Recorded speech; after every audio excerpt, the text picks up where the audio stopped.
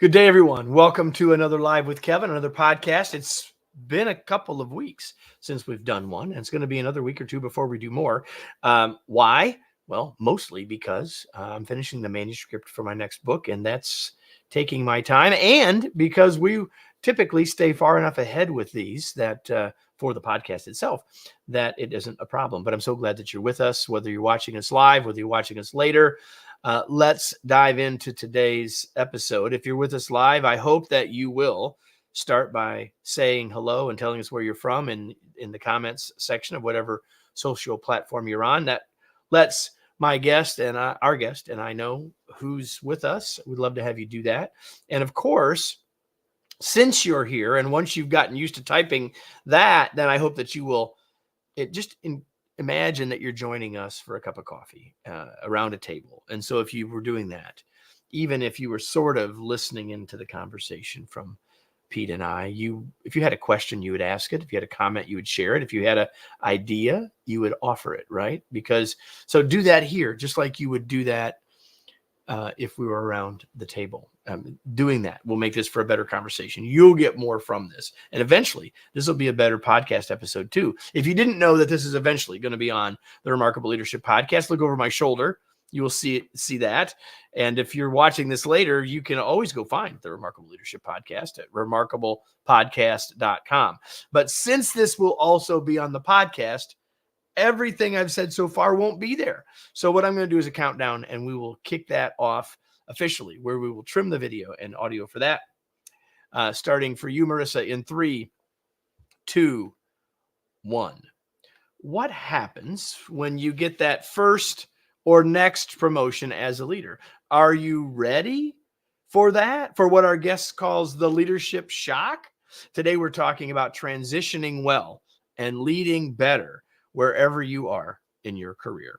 Welcome to another episode of the Remarkable Leadership Podcast, where we are helping leaders grow personally and professionally to lead more effectively and make a bigger positive difference in the world and for their teams and for their organizations as well. If you are listening to this podcast, you could be with us live in the future for episodes on your favorite social channel. To find out when those are happening and how to join us, you can join our Facebook or LinkedIn groups. We're also on X, etc. But join our Facebook or LinkedIn groups. Just go to remarkablepodcast.com/Facebook or remarkablepodcast.com/LinkedIn. And you can be in the know in the future.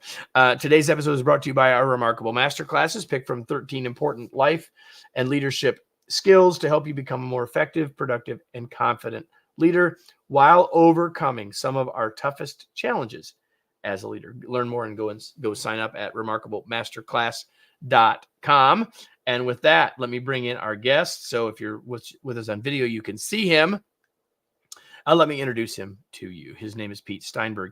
He is a leadership and innovation expert with extensive experience in consulting with top Fortune 500 professionals. He also has more than 20 years of experience as an elite rugby coach, coaching the USA women's rugby team at 2 World Cups and the Rio Olympics. As a former U.S. international and Olympic sports coach and commentator for major outlets such as CBS, ESPN, and Fox Sports, he has a track record of bringing teams to victory. He has won 11 national championships with Penn State women. Sorry, that's what you and I were talking about before we started. Exactly. Sorry. Keep it in the Big Ten. Anyway, with the Penn State women, the Marfew men and Temple women's rugby teams. He has also worked with the men's Eagles and other age group programs in the U.S. national team pathway. He was the head of coach development for USA Rugby, a leading program that's become integrated into world rugby programs. He's also the president of Innovative Thought, a business consultancy focused on leadership, organizational development. He regularly is an executive coach for senior executives at global companies. He's the author. Why he's here and how we met is because of his brand new book. If you're with us live, it hasn't even come out yet. But by the time you hear it on the podcast, it will be out. It's called Leadership Shock, using authenticity to navigate the hidden dangers of career success. Pete, welcome to the Remarkable Leadership Podcast. Sorry for saying Purdue instead of Penn State. I'm so glad you're here. Kevin, it's great to be here, and I appreciate the remarkable introduction. It's sort of one of those things when you hear it that you sort of, it's like your life flashes before you in some of those cases. So Well, I appreciate it. that's right. I sometimes say when the roles are reversed, I mean, thank you for reading the introduction that my mother wrote for me. But it is kind of one of those moments, right? And I'm super glad, Pete, to be talking to you live before the book actually comes out, because having been at this moment with a number of books, I know how special it is, and it truly is a pleasure to have you here. So why don't we start kind of with that? Like, you obviously have all this rugby background, all this coaching background, and you also are a professor at a couple of universities, including Penn State. But like, when you sort of have this moment to look back, tell us a little bit about the journey, I guess specifically how you end up doing this work and writing this book, just in brief, like beyond, I mean, I gave the timeline, right? But Yeah, right. tell us a little bit about how you end up here. Well, I mean, I think there's a couple of things, Kevin, and you find this. I was fortunate enough with my sports background that I was coaching elite teams while I was also executive coaching executives, and I found myself like transferring elite sport principles to business, and then also business principles to elite sport, right? It's all about performance and about high performance. And I found when I was working with executives, I kept coming across these same symptoms. Their calendar was crazy. They were fighting fires. Their teams were confused. And most importantly, they just couldn't feel like they could lead. And maybe a little bit longer than it should have taken, I was connecting these dots, and I'm like, I'm coming across the same symptom. I really need to start investigating what the causes are. And what I found was that the cause was this challenge that what gets you to be promoted, all the roles and the way you lead, is not the thing that gets you successful in the next role. But as humans, we don't like to change. Right. So we don't like to. I have never heard that before, Pete. That we don't like to change. But no, I love this because, I co-wrote a book called From Bud to Boss about the transition into your first role as a leader. And that's why in the intro, I framed this as around transitions. And I think what you call the shock, we'll talk about that in a second, can happen at any of those places. I think the higher we go, maybe it seems the more obvious. But let's just go there, right? And talk about what I hinted at this in the open as well, but you call it the leadership shock. What is it? And what do you mean by it? Yeah, I mean, it's interesting. So I'm actually, I stole this. I was talking to a professor at the University of Colorado about the book that I was writing. And he said, well, that sounds like leadership shock. And I was like, oh my gosh, that's the term that describes. So when your body is in shock, you can breathe, your heart beats, like all of your organs work, but you can't actually do anything. And that's really what leadership shock is. Like I can survive. I'm in meetings. I'm meeting with my team. Work is happening. Work is getting done. Work is happening, but I don't have any control over what's actually happening around me. And it is most likely to happen in that transition to a new role. It can definitely happen in your first role. The one thing I would say in the first role is that you probably expect things to be different. Like I think that's like in fact, the chief learning officer, self-awareness, right? If you have any self-awareness, you're like, things have to be different. And in fact, the in the book, Maria Taylor, who's the chief learning officer at United Airlines, really talked about how leadership shock most often happens when there's an internal promotion. When I move to another company and I get headhunted or I get recruited across, again, I am more aware of things have to be different. But sometimes I get promoted in my own company, same desk, same email, same, like everything is the same. And therefore I think it's the same. And when you have spent, and this is actually where I see leadership shock, what happened the most is when I've spent 20 years at a company, when I have absolute belief that I know how this company works and I know everyone, that's actually where you're most likely to get leadership shock, because the big steps after 20 years are head of a division to an enterprise-wide position. Requires completely different leadership skills, right? Completely different a leadership approach. You have to think differently about how you lead. But if I've been in that company for 20 years and I've seen people in that enterprise-wide role, I'm like, I can do that. And so the shock happens when I'm not aware and I'm not intentional about how I need to change.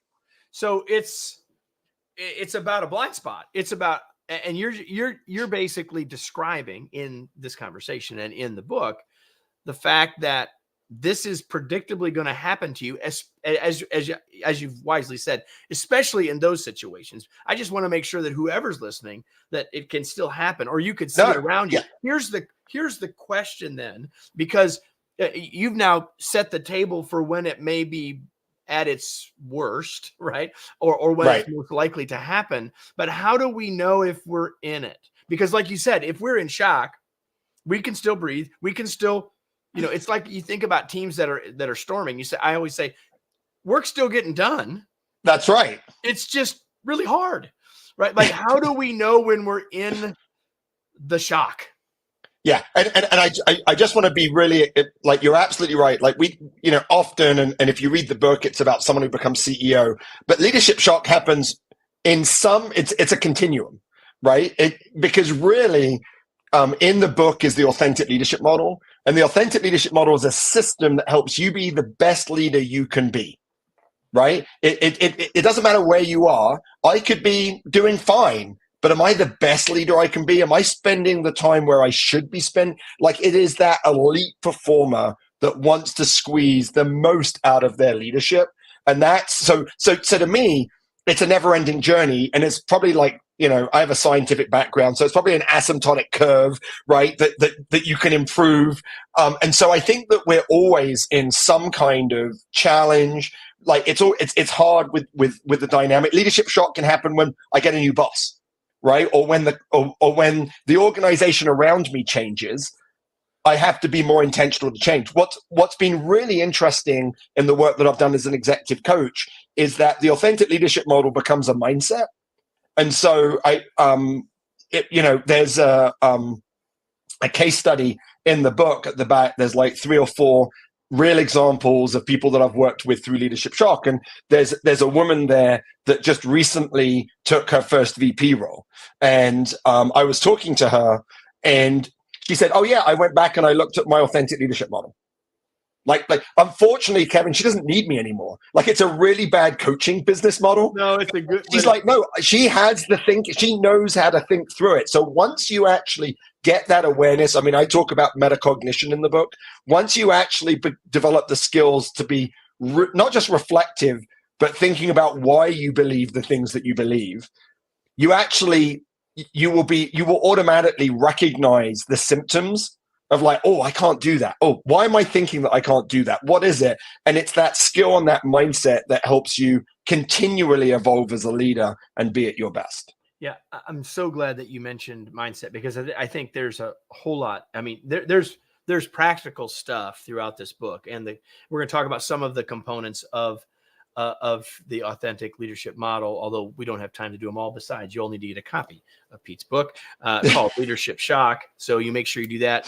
If you're listening, all of the links will be in the show notes and all that stuff. But so I'm going to pick just out of a few of these, all right, rather than us going through all of them. But I'm so glad that you already mentioned that, because to me, I think that's one of the big ideas in the book. It's also one of the things that I believe in a deep and profound level, that to be a more effective leader, mindset matters a whole lot.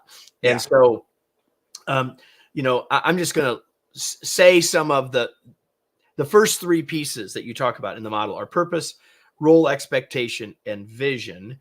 And I just want you to talk about what's the difference between purpose and vision in your model. So yeah, it's a great question. And so part of the model has been developed over about 12 or 13 years ago.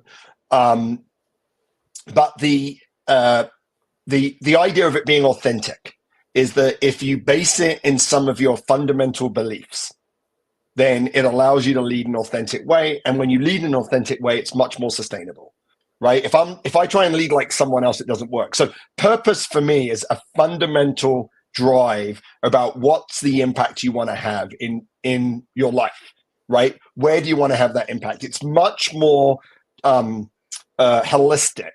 Vision is about what do I want to do in this role, right? So what do I want to accomplish in this role? So sorry to interrupt. So if I've read your book and followed your process, there are some of these pieces I'm probably not going to touch again. And there are others of them that I would. Yeah. And that's one of the differences here between my purpose, and the vision for me in this role. Fair?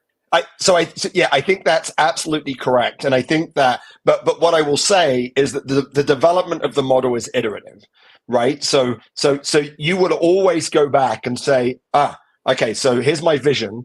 Does this align with my purpose, right? Because if my vision is not aligned with my purpose, then it's not really going to be sustainable. It's not going to be energy filling. It's going to be energy draining. And so is my role expectation aligned with my purpose, right? So you want to, it's that iterative process where you go back to the things that you fundamentally believe that are true about you that make it authentic and make it sustainable. Yeah, I absolutely love that. So the fourth of the pieces is priorities. And I want to put this up here because, one of the things you talk about at the beginning of the book in your story, and you've already mentioned it here, is that one of the symptoms is the calendar is so full. And in your story, right, the calendar's full for the next 6 months, right? So let's just talk about priorities. One of the things that I always tell people about priorities is that when you look at the root of the word, there was no plural. Right. The root of the word priority, there was no plural version. And yet we talk about priorities, and we talk about 6, 8, 10, 12 priorities, which of course there can't be. So talk about priorities. And then I want to talk about your formula. So we'll go there in a second. But when you think about priorities in the authentic leadership model, what guidance would you give us to think about that more clearly? Yeah, I mean, I think priorities is really interesting. I'm as you know, Kevin, when you write a book, it's constantly evolving. So the model for the leadership shock and the authentic leadership model, I think, has continued to evolve. And it might, so instead of priorities, it might be better for people to understand it more as focus, right? So in other words, it's because in any role that we have, we only have limited degrees of freedom. There are certain things that we have to do, right? There are things that you have to do in the role that are required, whether it's for governance or whether it's through organizational structure or your boss's, and that's what the role expectation is supposed to capture.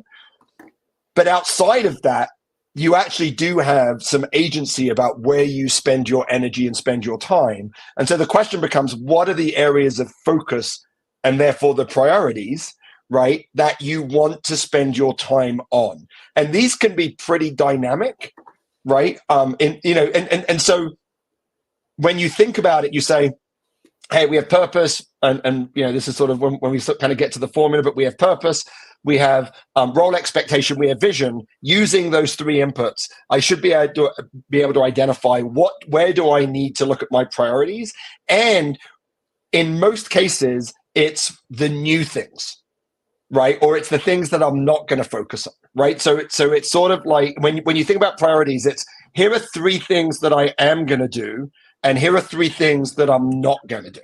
Yeah, it's the not to do list as much as it's the not to do list, right? And so I love this. And in fact, this, I often say, having done this show so long and having the great blessing to talk to so many really smart people like you, Pete, one of the things I always trace, what's one thing I'm going to remember from a book? And it isn't necessarily the biggest idea in the book sometimes, right? But it's something that I will always try to take with me. And to me, in this case, this may be it, right? Purpose plus vision plus role expectations equals priorities. Because so often, and I love the way you started with the things that probably you don't have much much freedom around. Right. Right. The stuff that's set from the organizational perspective. And again, the higher you go, especially, right, here's governance issues, here's things you got to do. But there's always some freedom in what do you do with the rest of it. And again, as you said earlier, so often the shock is so big because we have a lot of comfort zone. Right. Right. And I mean, I'll give you, yeah, Kevin, I'll just give you an example right now. I'm working with a leader. And one of the challenges you have is that when you're promoted from within, and you become the head of you were head of finance, and now you're the head of the business unit. Your tendency is to still do the finance role, right? Your tendency is to go to what got you successful and where you have your expertise. The goal of the authentic leadership model is to break that. To say, no, that is no longer the value that you provide, right? You are no longer the finance expert, right? Now you can, you've hired someone to do that job. Let them do that job. You can help them, but your job is no longer to run the finance department. And I see that a lot where people come in and they continue to do their old job as well as their current job. And that's why they're working 80 hours a week. So there's two issues here. One issue is that sometimes you take the new job and the other job hasn't been filled yet, which is the story. That is true.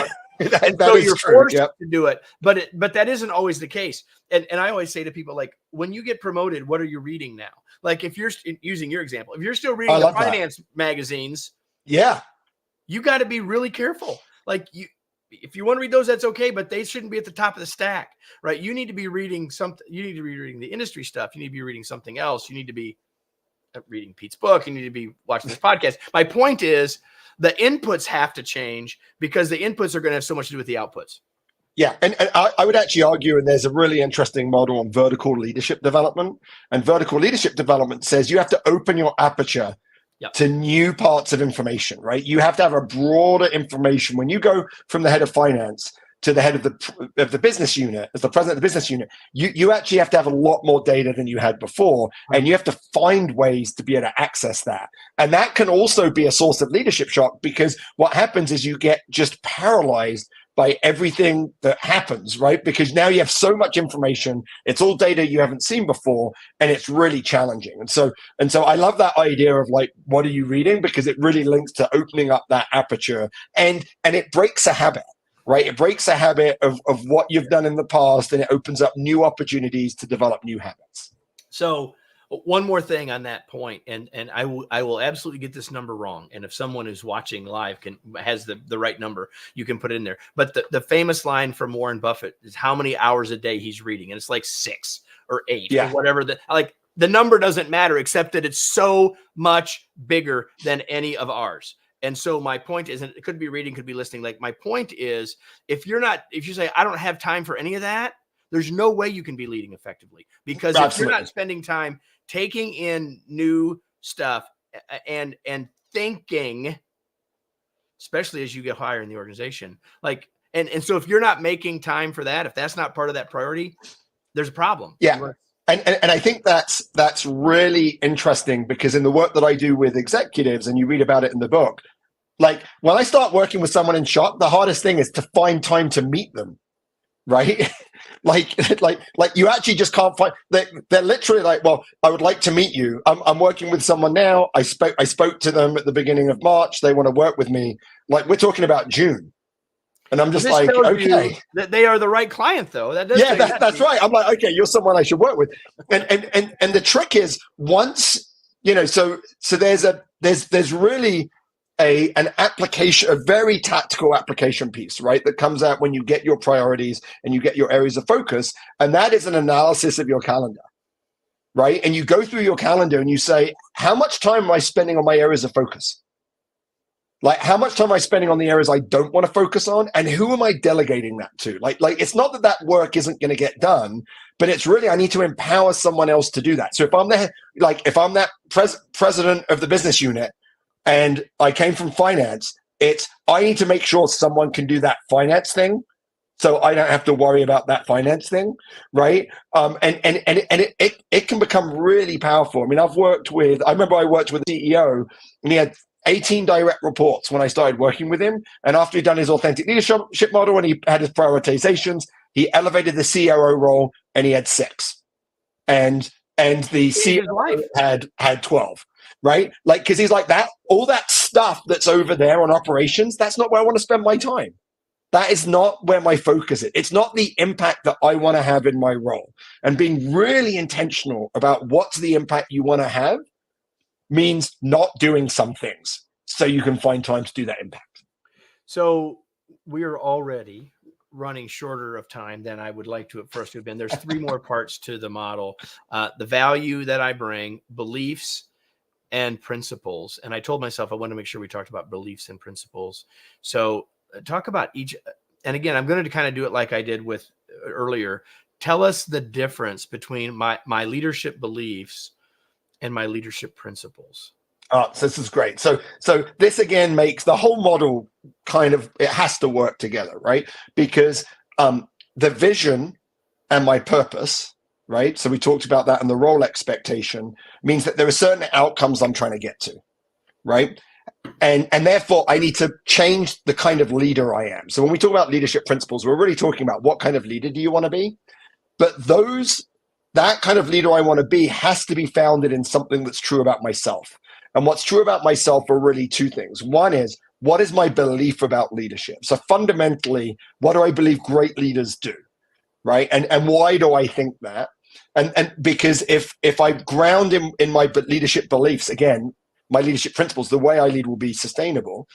And then the second thing is the value I provide. And the really interesting thing to me about the value that I provide, it's different than strengths, right? So I have strengths, I bring things to the table, but the value I provide is to this role. So if we go back to our fictional head of finance that becomes the president of the business unit, the value that he or she provided as the head of finance was financial expertise.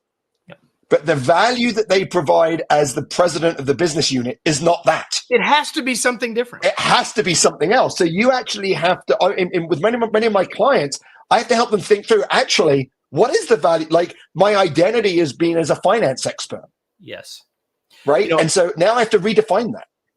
So I'm going to take that back a step, because this now relates to the next book that I'm working on right now. And that is that strengths are valuable, styles are valuable, but they can become an excuse, and they can become what we lean on. Like, well, I'm this kind of leader. Well, that may not serve you anymore. May not have ever served you as well as it could have, but it's very likely, especially in transition, may not serve you anymore. So useful to know, and yet, like, it's what we need to bring. We might have to flex, and if you're not able to flex, then we're going to have trouble. But it's not flexing on beliefs and principles, right? It's flexing on approach. It's a flexing on focus. Well, I think so. So I don't think so. This is like, I have gone around and around on leadership principles. So because to me, leadership principles are for this role. It's like, how do I want to lead for this role? The beliefs, the way I'm describing it. The beliefs absolutely are static. The purpose is static, right? The role is dynamic.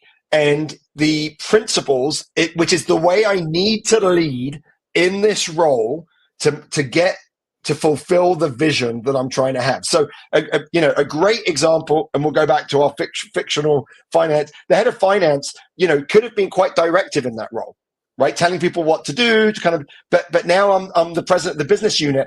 I have to be a different leader, and therefore my principles of leadership that I'm applying right now can have. Now, Kevin, like I said, I've gone back and forth around principles. The way I've defined it is those are actually dynamic and can change. But I completely get when people read it, they're like, aren't principles static? To me, and this actually comes a little bit from my sports work, in like when I coached rugby, we would have a way that we wanted to play that had principles, but those principles would change, would evolve, right? From year to year. They wouldn't evolve from game to game. Those would be tactics, but the principles can evolve from year to year. Principles evolve based on the style of play, based on the players that you have. Exactly. All of those things, right? Exactly. So I love that so much. So what we're talking about today, everybody, is the context of our work changes. Right. For lots of reasons. As we said, the shock can come because a lot of other stuff, the context is changing. But often, in most cases, and what we've talked about today is when the context of your work has changed because your role has changed.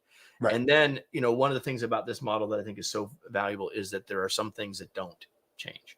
Right. And there are many other things that, based on context, Right. based on situation, based on role, must completely change. Right.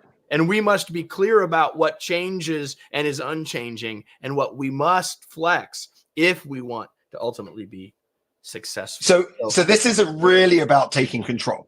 This is about taking control and spending some time so you can be really intentional about what you want to accomplish and how you want to accomplish it. And I think that intentionality is something that many leaders that I start working with, especially in Leadership Shock, but in general, people aren't as intentional. They don't have as much control. They have a lot more agency, a lot more leadership space to fill than they could, but they find themselves and they're just running and they're running and they don't know where they're running to.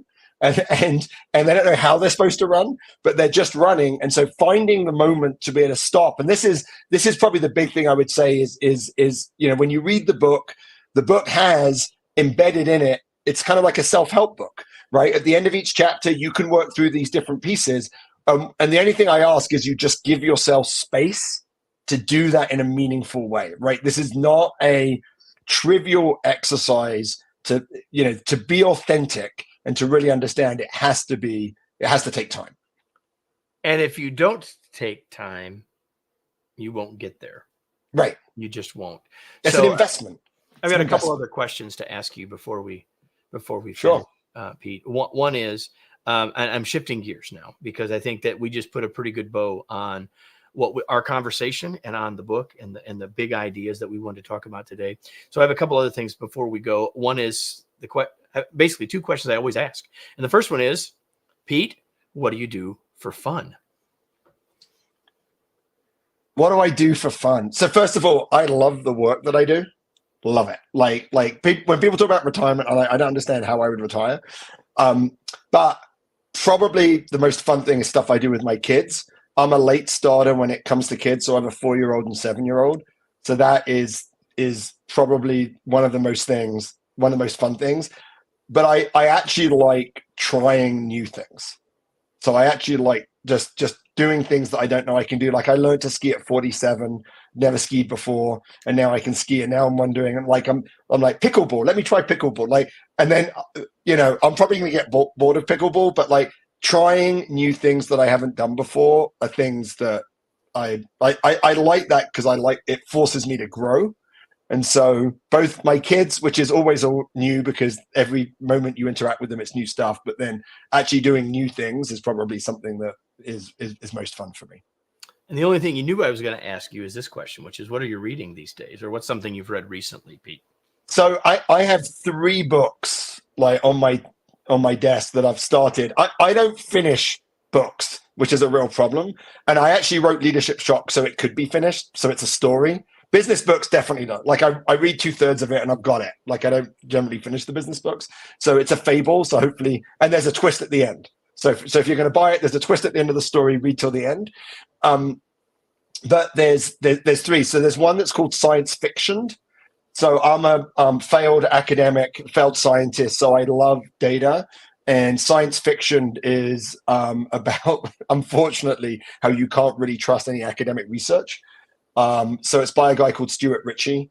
Really interesting book about the biases that exist in academia. And he has a great show called The Studies Show. It's a great podcast if you want to learn about like so it's so it's really what do the studies show about ... So really interesting stuff. Rereading Legacy. Legacy is a book about the All Blacks, which is the New Zealand rugby team. It's the most successful sports franchise in the world. They've won 86. It's a great book about culture building.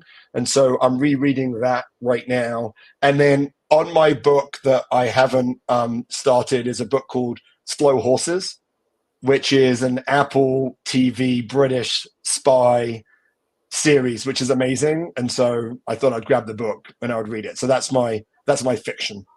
All 3 of those books, along with Leadership Shock, will be in the show notes. So you can get links to all those. Hope that you will do Exactly that. So the question, Pete, that you probably wanted me to ask the very most since the start is, so where can we connect with you, learn more about what you're up to, learn more about this book? Where do you want to point people?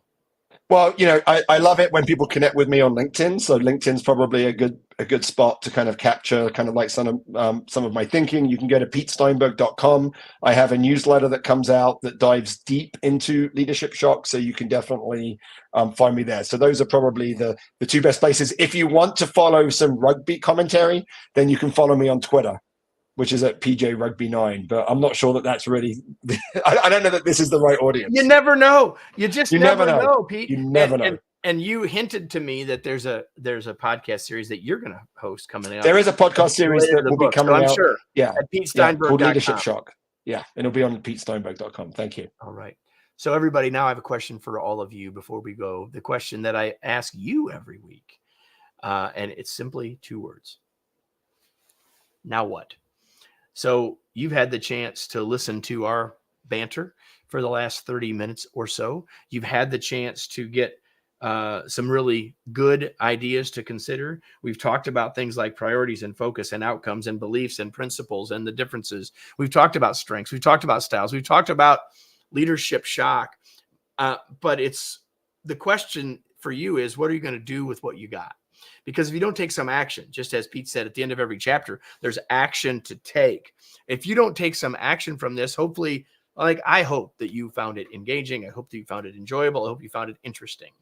But what I think both Pete and I would hope most is that you would take action on what you learned, whether it's buying the book or whether it's taking some action based on one of the ideas that we shared, whether it's thinking about setting your priorities based on purpose plus vision plus role expectations or whatever it is. I hope that you will take some action for having been here. And I hope you'll be back next week because we're here every week, right? So you should come back every week to the next episode of the podcast. And if you're in terms of live, you'll find us if you get connected or when we'll be back live as well. Pete, thanks so much for being here. It's a pleasure to have you. Kevin, it was great. Love the conversation. And everybody, if you liked it, do come back and go give us a recommendation. Make sure you subscribe so that you don't miss any future episodes, because every week we'll be back with another episode of the Remarkable Leadership Podcast. Thanks, everyone.